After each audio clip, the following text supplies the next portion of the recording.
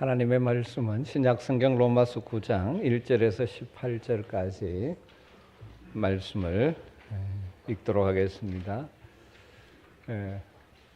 오늘 다룰 말씀은 29절까지입니다만은 우리 함께 1절에서 18절까지 말씀만을 읽도록 하겠습니다. 한 절씩 교독합니다. 1절, 2절이 묶여 있어서 제가 먼저 읽겠습니다. 내가 그리스도 안에서 참말을 하고 거짓말을 아니하노라. 나에게 큰 근심이 있는 것과 마음에 그치지 않는 고통이 있는 것을 내 양심이 성령 안에서 나와 더불어 증언하노니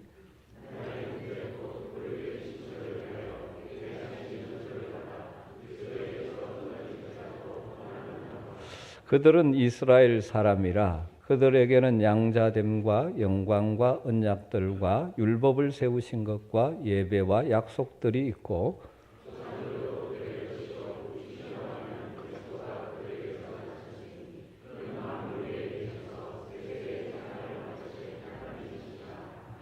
그러나 하나님의 말씀이 폐하여진 것 같지 않도다. 이스라엘에게서 난 그들이 다 이스라엘이 아니요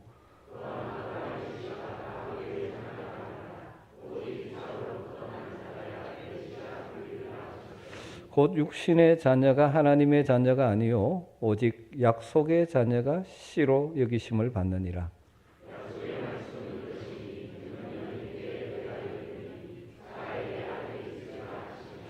그뿐 아니라 또한 리브가가 우리 조상 이삭 한 사람으로 말미암아 임신하였는데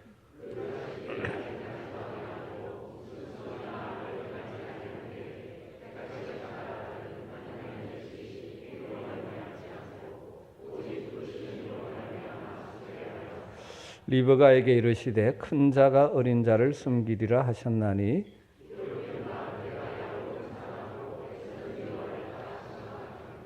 그런즉 우리가 무슨 말을 하리요? 하나님께 불의가 있느냐? 그럴 수 없느니라.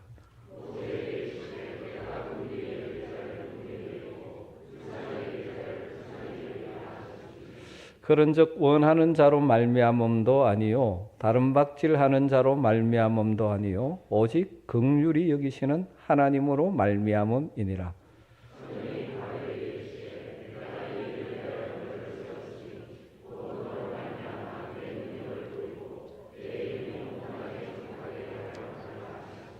같이 읽습니다. 그런즉 하나님께서 하고자 하시는 자를 긍휼히 여기시고 하고자 하시는 자를 완악하게 하시는.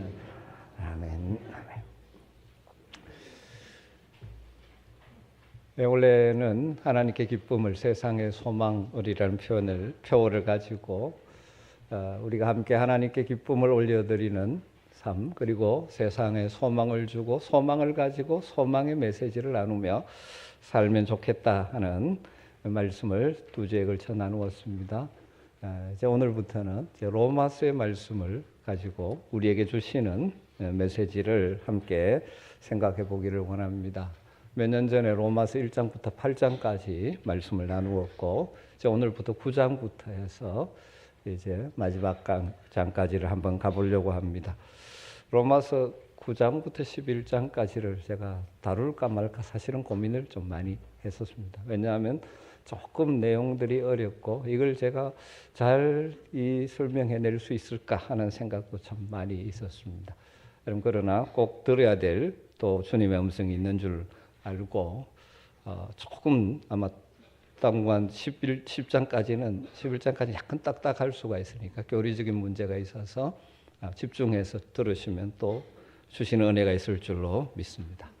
사랑하는 성도 여러분, 우리는 전적인 하나님의 은혜로 구원받은 하나님의 자녀가 되었습니다. 잘난 것도 없고 우리가 잘한 것도 없지만 하나님이 저와 여러분을 선택해 주셨습니다. 그리고 성령님께서 우리의 마음을 변화시켜 주셔서 이전에 내가 주인 되어 살던 죄를 회개하고 예수 그리스도를 구주와 주님으로 영접하며 그분의 다스림을 받는 하나님의 자녀가 되었습니다. 이 모든 것은 하나님의 놀라우신 은혜인 줄 믿습니다. 로마서 8장에서 저는 로마서 8장이 참 좋은데 여러분 한 번씩 자꾸 되새기면 좋을 것 같아요. 그런데 이 8장에서 강조하는 것은 우리의 구원이 우리 자신의 의지나 능력이 아니라 우리의 구원을 시작하시고 그것을 끝까지 보장하시는 하나님께 달려있다는 확신을 굉장한 이 노래로 표현하고 있죠. 우리를 부르시고 우리의 마음에 복음의 진리를 받아들이게 하시고 그래서 구원받은 하나님의 자녀가 되게 하시고 우리의 구원이 완성되는 그날까지 우리를 인도하시는 하나님, 그 하나님 우리 하나님이라는 사실을 강조했죠. 대표적으로 로마서 8장 30절을 보면 또 미리 정하신 그들을 또한 부르시고 부르신 그들을 또한 의롭다 하시고 의롭다 하신 그들을 또한 영화롭게 하셨느니라. 여러분 주어가 나와 있지 않지만 이 문장의 주어가 누군지 아시죠? 하나님께서 우리를 미리 정하셨고 그리고 우리를 부르셨고 그리고 우리를 의롭다 하셨고 그리고 장차 우리를 영화롭게 분명하게 하실 것입니다. 이것이 이제 구원의 큰 과정이죠. 그래서 바울 사도는 로마서 8장 마지막에서 우리를 구원하시고 우리와 함께 하시는 그 하나님의 사랑에서 세상 어떤 것도 끊을 수 없다라고 노래하고 있죠. 그런데 아마 누군가 바울에게 이런 질문을 그렇다면 했을 것이라는 상상을 할 수 있습니다. 바울 선생님, 하나님께서 누군가를 부르셔서 항상 천국까지 인도하시다고 하셨는데 그렇다면 유대인들은 어떻게 된 일입니까? 하나님의 택하신 백성이라고 불렸는데 지금은 예수님을 거부하고 복음을 거부하고 있지 않습니까? 라는 이 질문. 아마 이런 상황을 생각하면서 바울 사도는 9장부터 11장에 유대인의 구원의 문제를 자세히 다루고 있습니다. 그 부분에 있어서 특별히 9장에서 중요하게 다루는 문제는 선택, 하나님의 택하심의 문제입니다. 그래서 우리는 유대인이 아니기 때문에 특별히 이 말씀에서 할 건 없지만 하나님의 큰 원리, 택하심, 선택의 놀라운 은혜를 함께 나누고 싶습니다. 그래서 오늘 제목이 하나님의 선택, 그 놀라운 은혜라는 제목입니다. 하나님의 택하심을 이야기할 때 종종 오해가 있기 때문에 오늘 이 말씀을 통해서 분명한 성경적인 진리를 붙들면 좋겠습니다. 9장을 시작하면서 바울은 먼저 자신에게는 큰 아픔과 큰 고민거리가 있다고 밝힙니다. 그것은 자신의 동족인 유대인들이 십자가의 복음을 거절하는 것입니다. 왜 그들이 거절합니까? 유대인들은 하나님의 율법을 지켜서 구원 얻는다고 그들은 고집하고 있죠. 이 말은 자기들에게 하나님의 율법이 있으니 자기들만 구원받는다는 것입니다. 잘못된 선민의식에 똘똘 뭉쳐 있습니다. 그러다 보니 예수님이 하나님이 보내신 메시아 구원자이심을 또 그가 십자가에서 죄를 대속하기 위해서 죽으시고 부활하심으로 우리의 구원의 사역을 성취하셨음을 그리고 그를 믿기만 하면 다 구원받는다는 복음을 받아들일 수 없다라고 생각한 것이죠. 그래서 바울은 그들이 이 복음을 받아들일 수만 있다면 그래서 구원받을 수만 있다면 자신은 무슨 일이라도 다 하겠다. 그런 마음을 이 앞부분에서 표현을 하고 있는 것이죠. 그러면서 이제 그 다음 쭉 설명해 나갑니다. 왜 그러면 유대인들이 지금 복음을 거부하는 상태에 있는가? 그 첫 번째 이유는 그들에게 주어진 놀라운 특권이 있었는데 그 특권을 그들이 잃어버렸다. 그것이 4절과 5절 말씀이죠. 그들은 이스라엘 사람이라. 그들에게는 양자됨, 아들됨과 영광과 언약들과 율법을 세우신 것과 예배와 약속들이 있고 조상들도 그들의 것이요 육신으로 하면 그리스도가 그들에게 나셨으니 유대인들에게는 양자됨, 영광, 하나님과 맺은 언약, 율법이 주어졌고 예배와 약속도 주어졌고 그리스도가 메시아가 육신적으로 그들에게서 태어나셨는데 그래서 하나님이 보내신 구원자 그리스도 예수와 관계를 맺을 수 있는 놀라운 특권을 주셨는데 그들이 그것을 제대로 알지 못함으로 인해서 오히려 하나님이 보내신 구원자 메시아를 거부하고 십자가의 복음을 받아들이지 않고 있다는 것입니다.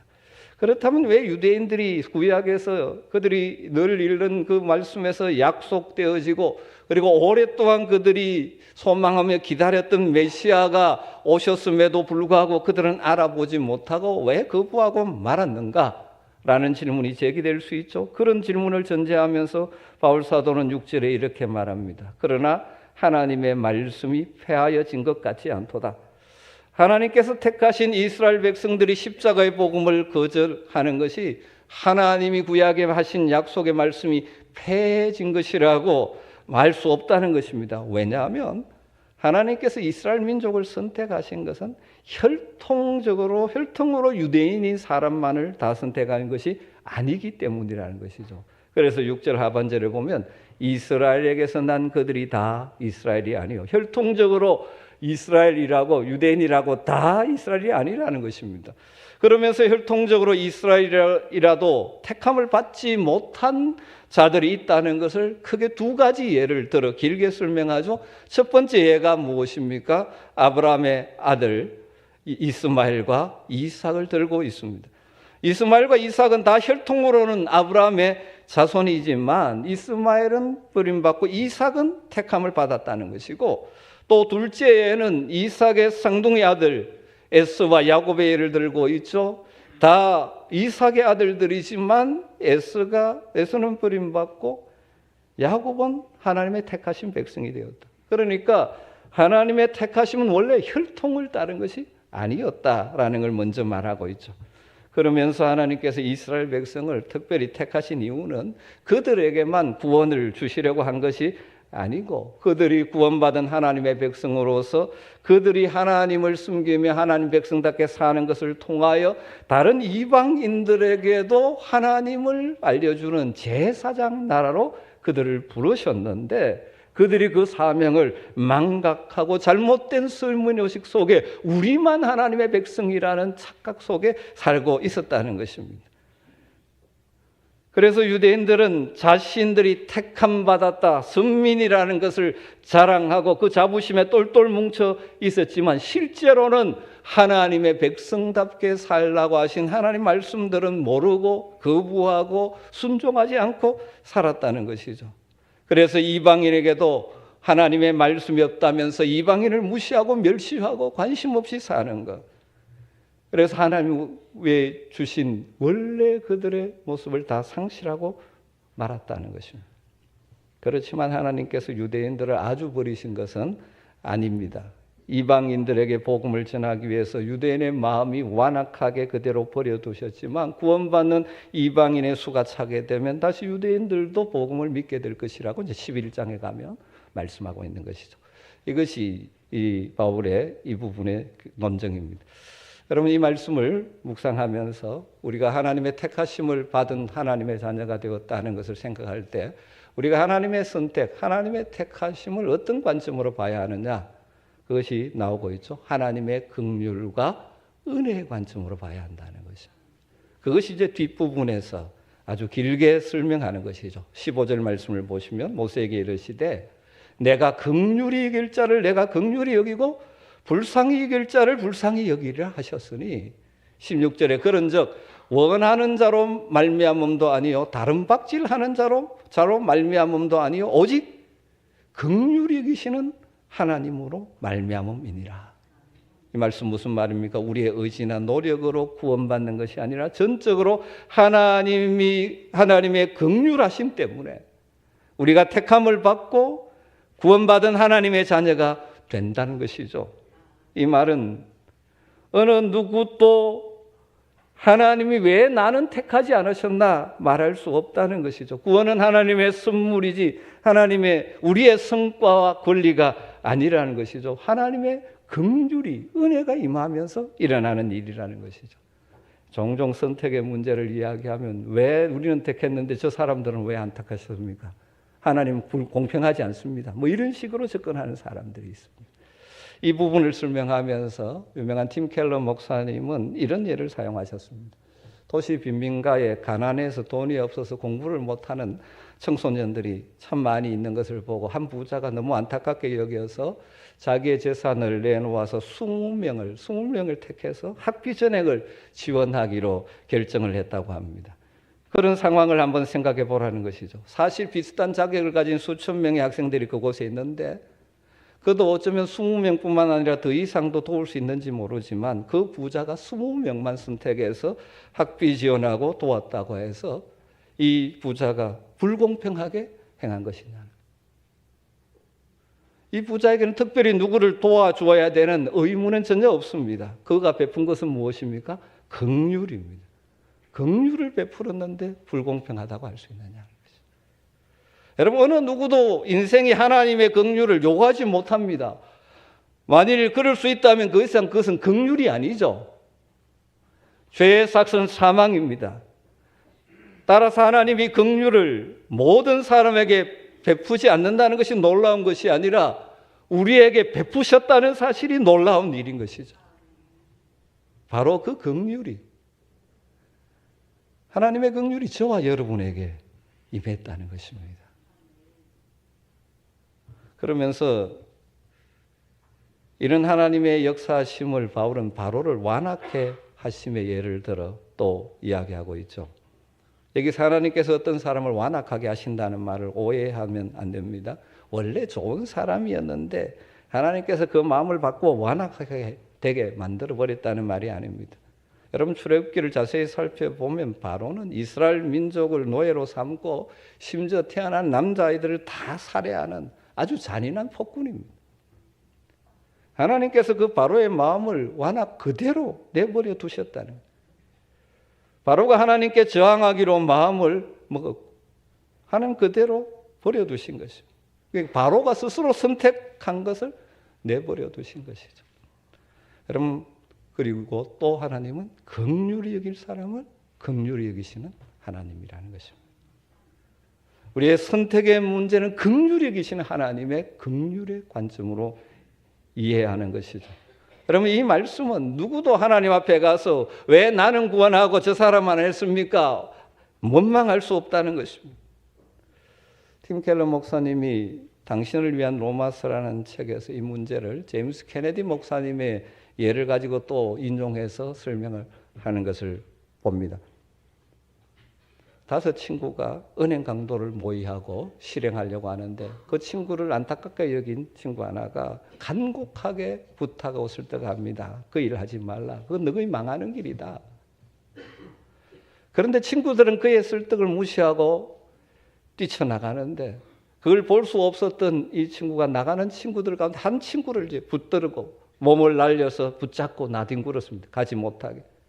서로 치고받고 싸우다가 이 한 친구는 결국 은행 강도에 동참하지 못했습니다. 나머지 4 친구들은 은행을 강탈하다가 사람을 죽이고 결국 경찰에게 체포되고 사형 선고를 받게 됩니다. 이런 경우 이 4 친구가 사형 선고를 받은 것은 뭐 때문입니까? 그들의 죄 때문이죠. 건진받은 친구는 전적인 한 친구의 은혜 때문이죠. 그렇기 때문에 지옥에 갈 자는 자기 자신밖에 탓할 수 없이 자신의 죄의 결과죠. 우리처럼 천국에 갈 자들은 주님의 은혜 찬양할 것밖에 없지 않습니다.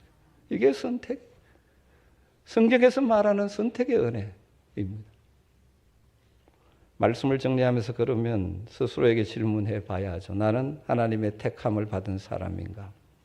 그것이 알고 싶습니까? 그렇다면 첫 번째로 예수님을 여러분의 마음에 영접했는지를 점검해 보시기를 바랍니다.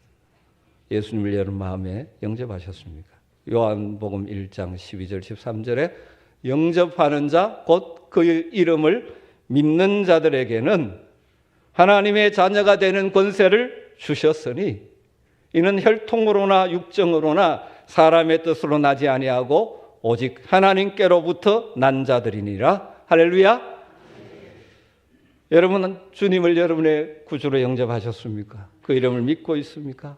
이건 혈통에서 나온 것이 아닙니다. 인간의 육정, 사람의 뜻에서 나온 것이에요. 내가 결정한 것 같지만 결국 하나님이 그 영으로 우리에게 이 은혜를 주셨습니다. 또 여러분 마음속에 하나님을 사랑하는 마음이 있는지를 점검해 보십시오.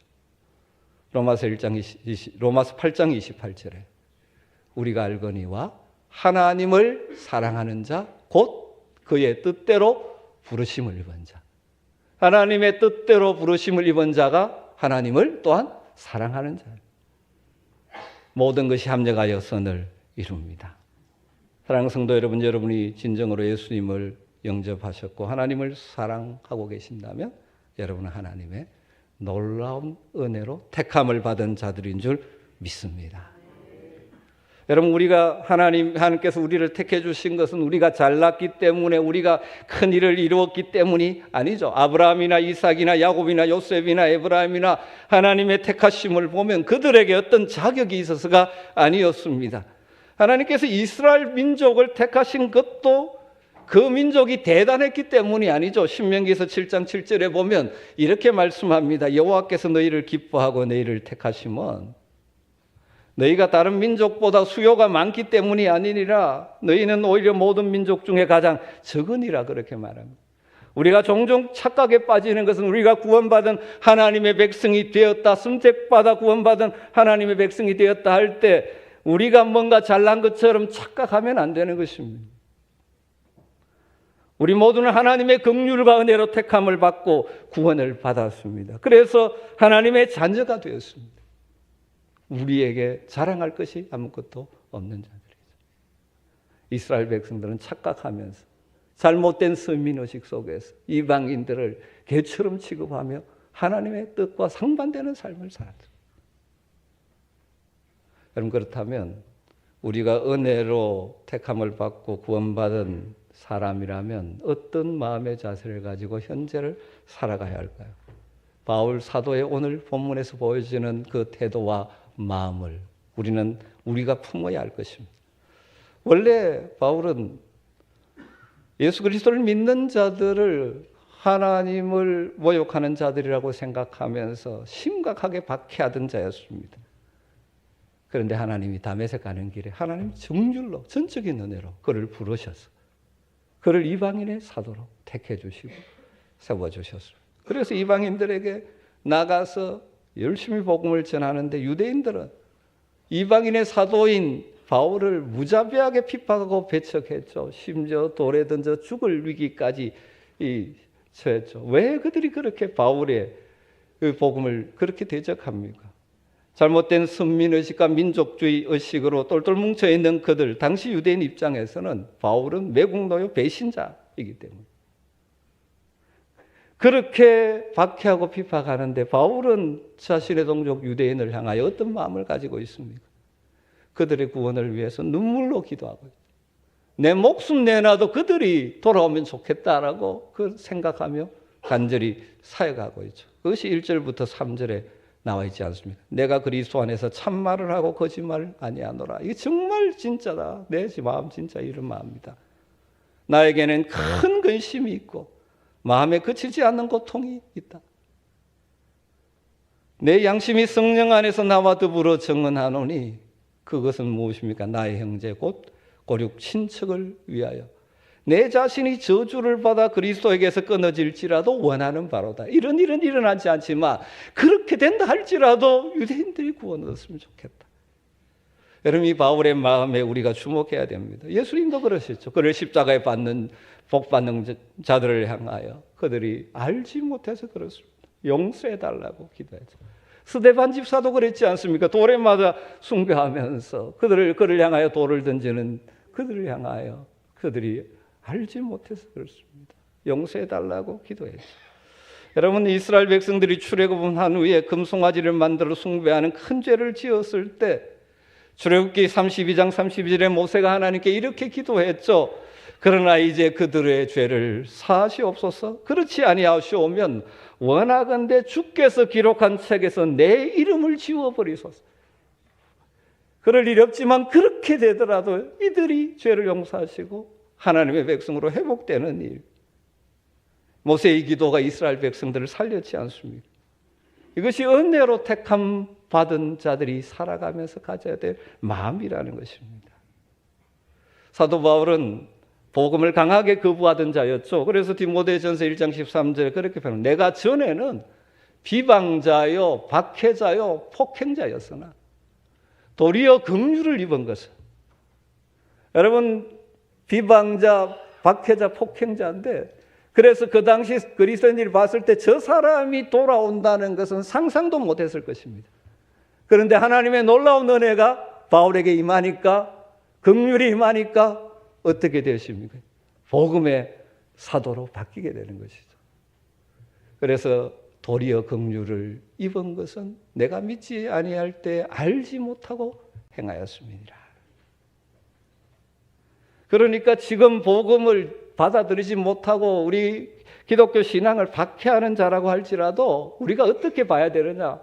우리의 원수 이렇게 보는 것이 아니라, 적 이렇게 보는 것이 아니라,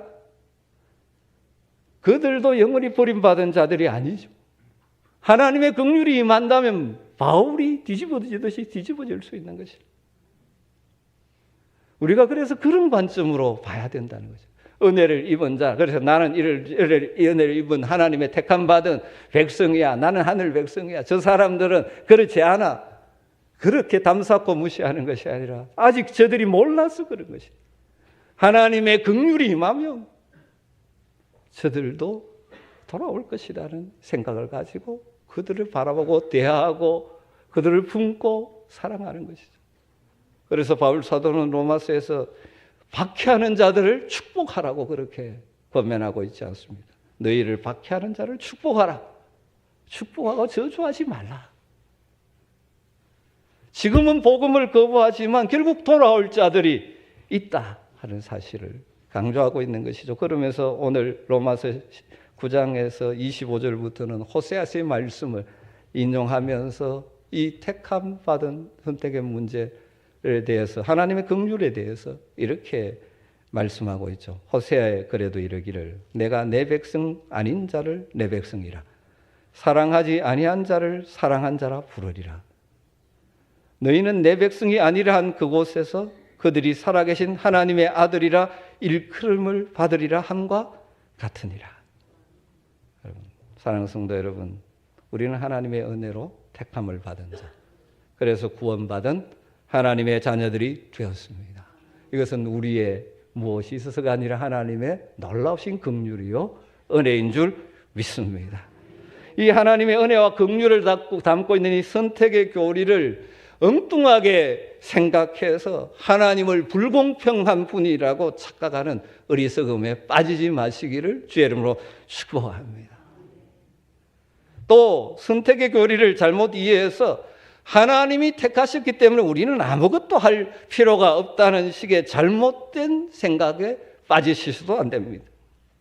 나를 택하시고 구원하신 하나님의 긍휼과 사랑에 감격하면서 하나님의 선하신 뜻을 우리가 다 할 수 없기 때문에 아직도 구원받지 못한 사람들, 가족들, 그리고 세상을 향하여 애통하고 기도하고 할 수 있으면 복음을 전하고 사랑으로 베풀고 섬기고 용납하고 품고 그들을 위하여 우리가 할 수 있는 최선을 다하는 것이 바로 하나님의 은혜와 긍휼로 택함을 받아 구원받은 하나님의 백성들이 마땅히 가져야 될 자세라는 것입니다. 종종 선택의 교리를 오해해서 잘못된 자만심에 빠져있는 성도들을 종종 봅니다. 또 선택의 교리를 오해해서 하나님 택하셨는데 우리는 할 것 없다는 식의 가르침을 펼치는 자들도 있습니다.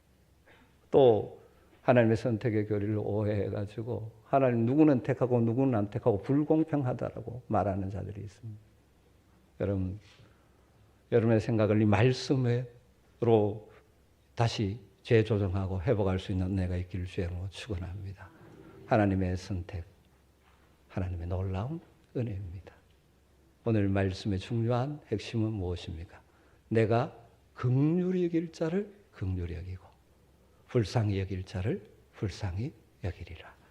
그런데 놀라운 것은 바로 저와 여러분이 그 하나님의 긍휼하심을 받아 선택받고 구원받은 하나님의 백성이 되었다는 사실입니다. 이 은혜에 감격하며 우리 주변의 사람들을 대할 때 이 은혜의 마음으로, 그들이 때로는 우리를 힘들게 한다 할지라도 그들을 향하여 하나님이 어떻게 역사할지 모르게 우리의 할 일은 바울 사도처럼 그들을 위하여 눈물로 기도하고 사랑하고 섬기며 살아가는 것입니다. 이 놀라운 은혜가 여러분의 심령 가운데 넘치기를 주의 이름으로 축원합니다. 기도하겠습니다. 하나님 감사합니다. 하나님 감사합니다. 우리에게 자격이 있어서가 아니라 하나님의 긍휼과 은혜로 우리를 택하시고 구원하시고 끝날까지 우리를 보호하시고 인도하실 줄 믿습니다. 이 은혜를 받은 자에게 은혜의 감격을 가지고 우리 주변 사람들을 은혜로 대할 줄 아는 성숙한 하나님의 백성들이 되게 하여 주시옵소서. 예수님의 이름으로 기도드리옵나이다.